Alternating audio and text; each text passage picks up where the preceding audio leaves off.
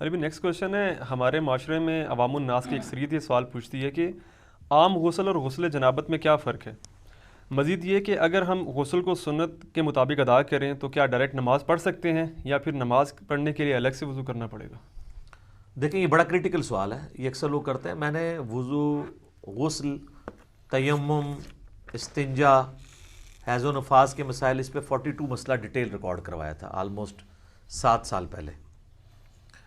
اس میں نے بتایا تھا سورۃ المائدہ میں سٹارٹ کے اندر ہی وضو کا طریقہ آیا ہے کہ چہرے کو دھویا جائے، اس کے بعد دونوں ہاتھ کونیوں تک، پھر سر کا مسح اور پاؤں کو دھویا جائے. بل یہ پاؤں کے مسح والا اختلاف بھی ہے اپنی جگہ.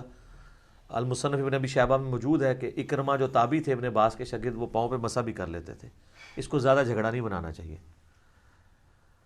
تو یہ وضو کا طریقہ قرآن کے اندر آیا. بخاری مسلم میں درجنوں احادیث ہیں، بلکہ مسلم شریف کے اندر تو 1000 سے زیادہ احادیث ہیں وضو، غسل، نماز اور طہارت کے مسائل کے اوپر، 1000 سے زیادہ. لیکن یہ آپ کو کہتے ہیں جی وہ وضو کا طریقہ تو امام حنیفہ نے بتایا ہے، وہ تو احادیث کے اندر موجود ہے. تو آپ بخاری مسلم دونوں میں حدیث موجود ہے کہ نبی علیہ السلام غسل کیسے کرتے تھے. امہات المومنین نے روایت کی ہے کہ نبی علیہ السلام جب بھی غسل جنابت کرتے تھے تو آپ علیہ السلام غسل کرنے سے پہلے استنجا کیا کرتے تھے. اس کے بعد آپ علیہ السلام زمین پہ ہاتھ مار کے مٹی لیتے تھے. اس زمانے میں ظاہر صابن تو نہیں ہوتا تھا، اور مٹی اس جگہ پہ ملتے تھے جہاں پہ مری وغیرہ لگی ہوتی تھی تاکہ اس کو صاف کر دیں. ظاہر وہ سمپل پانی سے تو صاف نہیں ہوگی. اس کے بعد آپ علیہ السلام، بخاری مسلم کے الفاظ ہیں کہ نماز کا سا وضو کرتے تھے، کلی کرتے تھے، غرغرے کے ساتھ سنت ہے، ناک میں پانی ادھر تک چڑھاتے تھے. اور وہ ابو داؤد میں الفاظ موجود ہیں کہ اگر روزہ نہ ہو تو پھر تو آپ اوپر تک چڑھائیں، روزہ ہو تو آپ بس نارملی جتنے ہے پانی ہے. اس کے بعد چہرہ دھوتے تھے، نماز کا سا وضو کرتے تھے، پاؤں چھوڑ دیتے تھے. اس کے اندر ایک حکمت تھی، کیونکہ کیچڑ تھا، نیچے پانی جمع ہوتا تھا، اور اس زمانے میں لوگ شلوار نیچے سے نہیں پہنتے تھے، تہمد ہوتی تھی، نیچے سے پہنے تو کیچڑ پاؤں پہ لگ جائے. تہمد میں جو کر رہا ہے تو وہ تو اوپر سے پہن لے گا اور پاؤں اس کے کیچڑ والے ہوں گے. اور بخاری مسلم میں الفاظ ہیں نبی علیہ السلام باہر آ کے پاؤں دھوتے تھے. آج کل ایسا نہیں ہے. آج تو ہم اس اسماعی سے گزر نہیں رہے، ہم تو ٹائلز والے باتھ روم میں ہوتے ہیں، ساتھ ساتھ پانی بہتا رہتا ہے، وہ پاک ہوتا جاتا ہے، نکل جاتا ہے. ورنہ تو ہماری مصیبت ہو جائے، ہم پہلے تولیہ باندھ کے باہر نکلیں اور پاؤں دھوئیں اور اس میں وہ چھینٹیں بھی نہ پڑیں پھر شلوار پہنے. اب تو یہ ضرورت ہی نہیں اندر ہی، تو آپ پورا وضو بھی کر سکتے ہیں. اچھا، چونکہ نبی علیہ السلام وضو کرتے تھے اور اس سے پہلے استنجے والی جگہ سب کچھ دھو چکے ہوتے تھے، اور اس کے بعد آتا ہے پھر آپ علیہ السلام 3 دفعہ جو وہ سر پہ پانی بہاتے تھے، دائیں طرف بائیں طرف. ذرا وہ غسل ہوتا تھا ایک برتن اور بالٹی کے ذریعے، تو وہ اسی طریقے سے ہی ہوگا. آج کل تو شاور ہے، مسئلہ ہی کوئی نہیں ہے. تو اس کے بعد آپ پاؤں باہر نکل کے دھوتے تھے، اور اسی وضو کے ساتھ غسل کے ساتھ وضو بھی شمار ہو جاتا تھا. لیکن یہ اس صورت میں ہے جب غسل کے دوران آپ کے ساتھ کوئی ایسا معاملہ نہ ہو جو وضو کو توڑ دیتا ہے. اگر اسی دوران کسی کی ہوا خارج ہو جاتی ہے یا پیشاب کا قطرہ نکل جاتا ہے تو پھر وہ غسل کر کے نکلے اور کہ جی میرا وضو ہو گیا، تو اپنے آپ کو ہی دھوکہ دے رہا ہے. کیسے ہو گیا؟ اس کو تو پھر اینڈ پہ دوبارہ سے وضو کرنا ہوگا. یا اسی دوران اگر شرمگاہ کو ہاتھ لگ جاتا ہے، اگرچہ اختلافی مسئلہ ہے لیکن کبھی دلائل اسی طرف ہے کہ نیکڈ اگر شرمگاہ کو ہاتھ لگ جائے، یعنی ڈائریکٹ پردے میں حائل ہو کے لگے وہ تو کوئی مسئلہ نہیں، ڈائریکٹ لگ جائے تو اس کا وضو ٹوٹ جاتا ہے. تو اس میں بہتر یہی ہے کہ احتیاط اسی میں ہے کہ آپ اینڈ پہ دوبارہ وضو کر کے ہی باہر نکلیں، کیونکہ بعض اوقات ہاتھ لگ ہی جاتا ہے اور اتنا دھیان بھی نہیں رہتا اس طرح کے معاملات میں. لیکن اگر یہ سارا معاملہ ہے تو کوئی مسئلہ نہیں ہے، پھر تو آپ کا وضو اور غسل اکٹھا ہی ہوگا، آپ کو دوبارہ وضو کرنے کی ضرورت نہیں ہے. مثلا آپ کو تالاب میں کوئی پھینک دے، دھکا بھی دے دے اور غوطہ بھی آ جائے تو ساتھ ہی سارا غسل اترے. سب سے آسان جو غسل ہے نا تالاب میں، 1 منٹ بھی نہیں چاہیے تالاب کا غسل کرنے کے لیے، آپ کو سیکنڈز میں غسل ہوتا ہے، کوئی پورا جسم دھل جاتا ہے. ٹھیک ہے. اچھا، اگلے زمانوں میں لوگ کپڑوں سمیت غسل کیا کرتے تھے، یعنی ایک لنگوٹا باندھ کے، پورا نہیں، جب کبھی اوپن جگہ پہ نہانا ہوتا تھا. آج کل بھی ایسے ہی ہوتا ہے.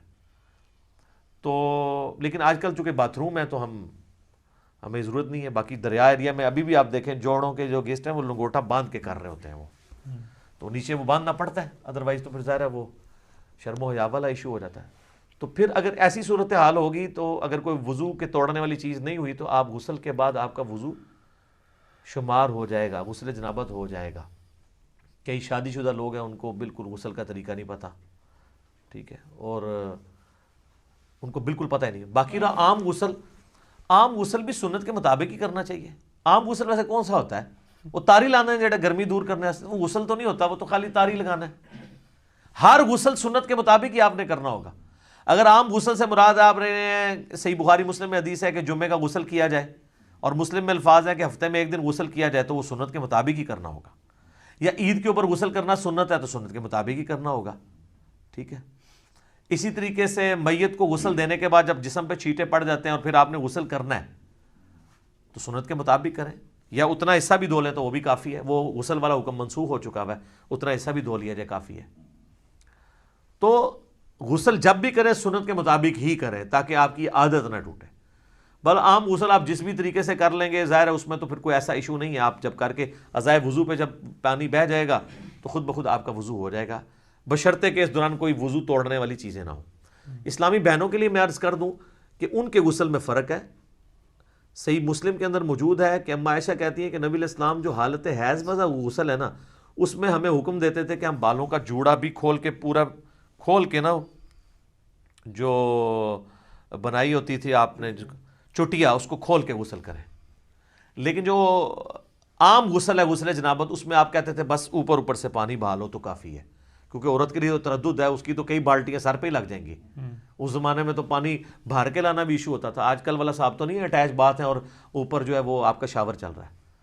تو اسی والے سے وہ سیدہ عائشہ کے پاس کچھ تابعین آئے بھی تھے، وہ مانتے ہی نہیں تھے کہ جی آدھی بالٹی سے کیسے غسل ہو سکتا ہے۔ تو عائشہ ان کے سامنے آدھی بالٹی لے کے گئی، پردے میں موٹے کپڑے میں، اس وقت ظاہر ہے اٹیچ باتھ کپڑے والے ہی ہوتے تھے، ٹوائلٹس گھروں میں نہیں ہوتے تھے، گھروں کی چھت پہ ہوتے تھے یا باہر زمین میں، لیکن باتھ روم تو گھر کے اندر ہوتے تھے کیونکہ اس میں بدبو والا نہیں، پانی بہہ جاتا ہے۔ وہ کہتے ہیں جی سیدہ عائشہ نے غسل کر کے دکھایا، بخاری مسلم میں آتا ہے۔